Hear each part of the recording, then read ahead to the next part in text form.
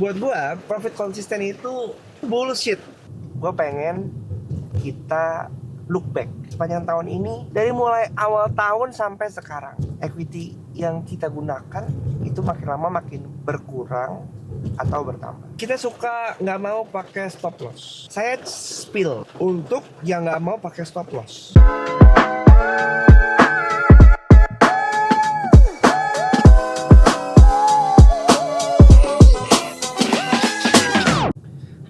Halo, welcome back to Arah Market Podcast Channel. Dan hari ini kita akan bahas mengenai karena ini udah di akhir tahun ya, nggak berasa banget gitu bahwa sepanjang tahun ini kalau buat gue pribadi, ini kayak rasanya cepet banget gitu dibandingkan sama tahun-tahun sebelumnya. Dimana jalan cepet banget, kayak tiba-tiba kayak baru kemarin kita memulai tahun 2024, kemudian sekarang udah mau berganti tahun 2025 dengan serangkaian drama-dramanya. Kalau di Indonesia sendiri banyak banget drama-drama politik ya, karena transisi pilpres, kemudian yang terakhir ini pilgub. Walaupun kalau pilgub kayaknya kurang nggak se-hype itu kalau menurut gua gitu, pandangan gua pribadi lah. Kemudian narasi perang-perang yang tidak kunjung berkesudahan, kemudian dari perang Rusia Ukraina, kemudian perang Israel Palestina, gabung geser dikit ke Iran, geser ke Yordania, ya kan, ke Hizbullah, semua macam-macam, kompleks banget gitu. Bahkan recently Korea Utara, Taiwan, semua ikutan rame-rame. Lalu Presiden Amerika. Di video kali ini gue mau kita mulai ngajak kalian untuk berefleksi sepanjang tahun 2024. Buat kalian nonton ini, gue yakin adalah traders, ya kan? Sudah trading, sedang trading, sudah berhasil profit konsisten atau belum, ya masih dalam proses. Dan it's okay. Ini adalah bagian dari kita belajar, bagian dari kita menyadari apa yang udah kita lakukan selama ini. Pertama, gue pengen kita look back sepanjang tahun ini. Nggak usah ngomongin dari hari ke hari, nggak usah ngomongin dari bulan ke bulan, minggu ke minggu. Kita ceknya dari bulan ke bulan, dari mulai awal tahun sampai sekarang. Equity yang kita gunakan itu makin lama makin berkurang atau bertambah. Atau kita depo terus, atau kita rajin WD. Tapi pun kalau WD, coba kita lihat berapa banyak yang kita WD, berapa banyak yang kita deposit. Atau jangan-jangan kita WD-nya $10, $15, tiap kali depo 100, 500, 100, 500. Kalau kalian yang kedua ini, artinya ada yang salah. Kenapa? Karena withdrawnya sedikit, depositnya banyak. Jadi sebenarnya kalau dihitung-hitung sebenarnya defisit. Ya. Itu yang bisa menjadi refleksi pertama, karena ini akan lanjut ke bagian yang kedua. Apakah yang menjadi penyebab kegagalan yang pertama itu? Ini sekalian kalau menurut gua kita bisa cross check lagi. Pertama, kita akan mulai dari yang sering orang paling bahas, yaitu metode. Metode apa yang saya gunakan selama ini? Artinya dari Januari sampai Desember. Kemudian metode apa yang saya gunakan di semester ini, di quarter ini, di bulan ini? Apakah mungkin ada perubahan? Apakah mungkin ada metode baru yang saya pelajari dari teman? Biasanya kalau lagi ngopi-ngopi sama traders, nanya, lu pakai metode apa sih? Kita belajar metode baru. Kemudian kalau misalnya dari YouTube, dari TikTok, dari orang lain, ada nggak metode baru yang kita pelajari? Dan gimana hasilnya? Bisa nggak kita compare dua metode yang sebelumnya kita pakai dan yang baru ini?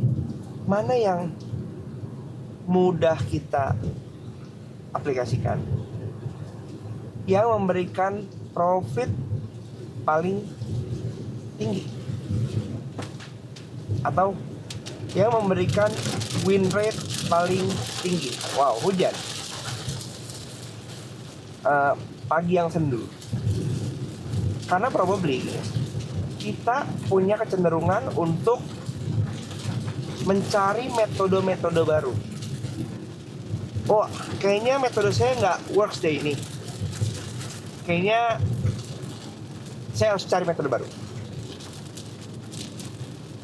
Gue yakin itu yang sering muncul di kepala kita ketika kita kalah, ketika kita loss terus menerus, ketika kita lost strike dan drawdown kita tinggi, bahkan margin call.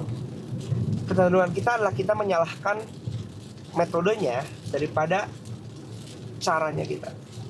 Padahal kalau misalnya kita pelajari nanti, kalau buat yang teman-teman yang udah paham berbagai macam metode, yang punya literasi menggunakan berbagai macam metode, pada akhirnya kita akan ketemu konklusi yang sama.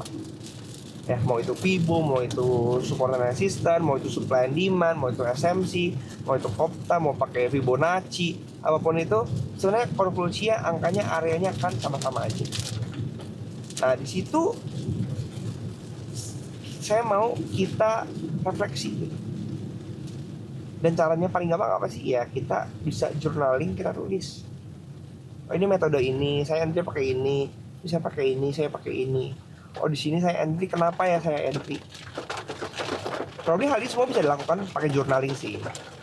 Mungkin ada yang nggak pernah journaling, ada yang sering journaling, karena saya yakin banyak juga YouTuber yang udah menyuarakan soal journaling ini.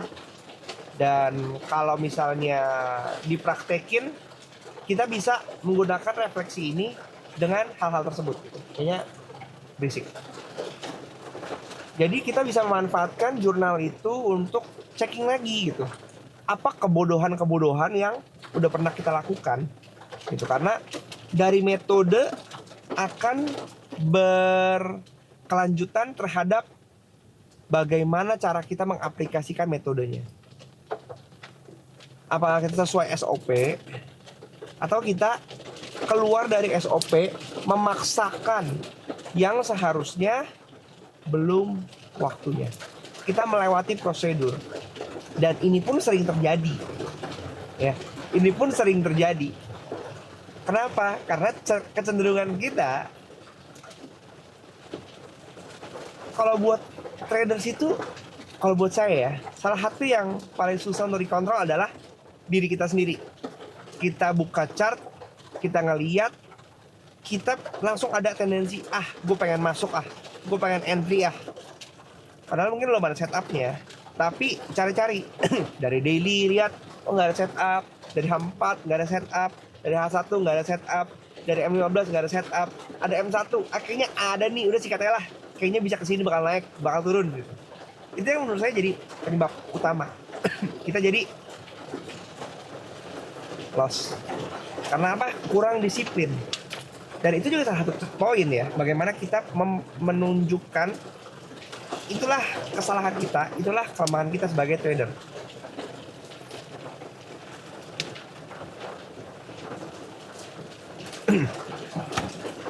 Kemudian kita bisa ngelihat lagi salah satu poin yang penting,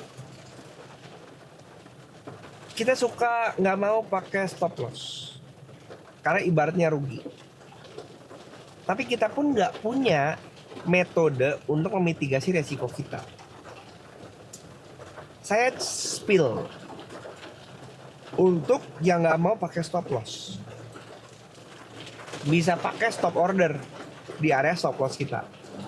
Artinya secara logika, ketika stop ordernya kejemput dengan lot yang sama gitu ya, kalau kita buka 0,01 kemudian kita stop order 0,01, artinya posisi ini udah nge-locking ya.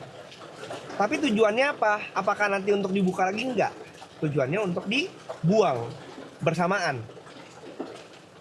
Tapi Terus apa bedanya kalau pakai stop loss? Ya ada yang berpikir gini, kalau kamu trading dengan jumlah yang besar, ketika kena stop loss, walaupun risknya calculated ya, ada rasa kayak gregetan atau nggak rasa pengen revenge.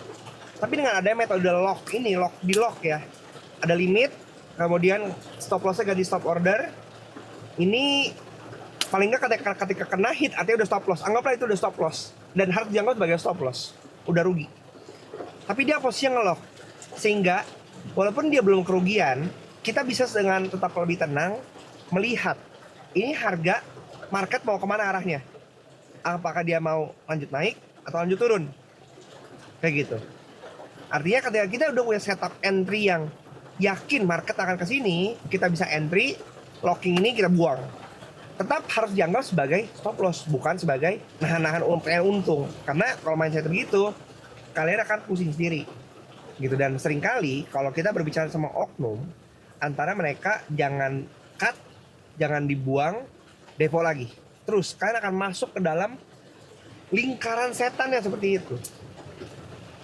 Kemudian kalian bisa refine dari seluruh data yang udah kalian buka, yang kalian punya, metode mana yang memberikan success rate paling tinggi. Kemudian bisa diperdalam lagi. Karena yang pengen gue ingetin, bukan metodenya yang salah, tapi disiplinnya kita. Kita perdalam lagi ilmunya. Kita nggak bisa, kita mesti tahu kondisi-kondisi di mana metode itu bisa digunakan. Teknik entry-nya harus seperti apa, SOP-nya seperti apa. Karena dengan memahami dan disiplin sama SOP, itulah dimana kita bisa memitigasi resiko kita untuk jadi trader yang sustain. Buat gua, profit konsisten itu sangat luas definisinya. Bukan berarti gini, profit setiap hari, setiap minggu, setiap bulan tanpa adanya loss. Itu bullshit. Karena namanya trading, kita harus accept bahwa akan ada di mana hari merah, di mana ada minggu merah, di mana ada bulan merah, di mana ada tahun merah juga mungkin. Tapi secara total kita paham gimana caranya kita recovery, gimana cara kita mengumpulkan dan kita punya pakem yang benar. Logika simple ya. Apakah mungkin bisnis kita tuh setiap tahun, setiap bulan, setiap hari pasti untung? Enggak kan? Pasti akan di mana kita rugi. Ada di mana kita kesambar geledek, kebakaran, kemalingan, ditipu sama partner kita, whatever. Nah, namanya shit happens lah. Sama halnya dengan trading. Jadi kalian tolong jangan halu gitu. Jangan halu, please jangan halu. Kenapa lu halu gitu? Karena sosial media membuat kita jadi halu. Dan gue cuma pengen kasih tahu aja yang konkretnya seperti apa supaya kalian sadar gitu. Lu kerja, lu dapat posisi bagus, tiba-tiba pandemi, lu kena layoff. Lu karir kesayangan bos lu kena layoff. Kenapa? Karena memang perusahaan nggak mampu. Dan shit happens gitu. Jadi ya harus bener lah, jangan halu lah gitu. Ya. Dan menurut gue refleksi ini penting karena kalau kita nggak paham apa yang menjadi kesalahan kita sebagai traders, ya kita nggak akan pernah jadi sukses traders. Kita akan selamanya jadi orang yang ngedepo dan mendukung broker untuk semakin ngajak kalian trading. Kenapa? Karena duit deposit kalian yang akan membuat traders, broker itu happy. Transaksi trading lot kalian yang akan membuat broker juga happy. Karena that's how broker make money. Dan nggak apa-apa emang cara bisnis model broker seperti itu.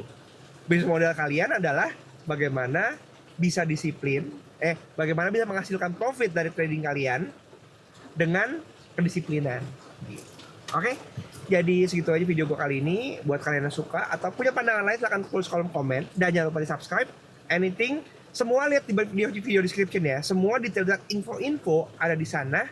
Dan sampai jumpa di video selanjutnya. Bye-bye.